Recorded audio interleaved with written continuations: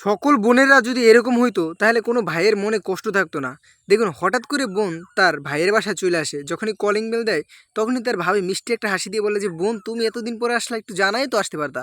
বলে যে, "না আসলাম আপনাদের সারপ্রাইজ দেওয়ার জন্য।" তারপর ভাবি তাকে নিয়ে রুমে যায়। এরপর সে বোনটা বলতেছে, "ভাবি তোমরা কেমন আছো? কি করো? তোমাদের তো খোঁজ খবর নাই।" তারপর ভাবি বলতেছে, "বোন তুমি আর বলো না, তোমার ভাইয়ের ব্যবসাটা খুব ভালো যাইতেছে না। আমাদের একটু সমস্যার ভিতরে আছি। এজন্য তোমার সাথে ভালো কথা বলা হইতেছে না।" এর ভিতরে হঠাৎ তার ভাই চলে আসে। যখনই বোন যেয়ে দরজাটা খুলে ভাই দেখে তো শক খেয়ে যায়। "আরে বোন তুই কিভাবে? কবে আসলি?" বলে যে, "ভাই আমি হঠাৎ আসছি তোমাদের সারপ্রাইজ দেওয়ার জন্য।" তারপরে এদিকে ভাই তার বোনকে একটা জায়গায় বসাইয়া তারপর এই জায়গায় তার বউয়ের কাছে এসে বলে, "বোন তো অনেকদিন পর আসছে। আজকে কি করি বলো তো? তুমি একটা তোমার নতুন শাড়ি দিয়ে তো বোনকে গিফট করব।" এদিকে বোন ভাইকে ডাকতেছে, "ভাই কই?" বলে যে, "আসতেছে বোন বসো।" তারপর সে তার কাছে যায় আর বলে যে, "ভাই কি অবস্থা?"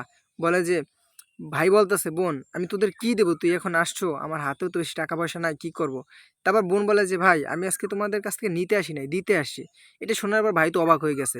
তারপর বোন তার ব্যাগ থেকে এক বান্ডিল টাকা বের করে তার ভাইয়ের হাতে দেয় আর বলে যে, "ভাই আমি তোমাদের খবর ঠিকই রাখি। তোমাদের এখন খারাপ দিন যাইতেছে এটা আমি জানি।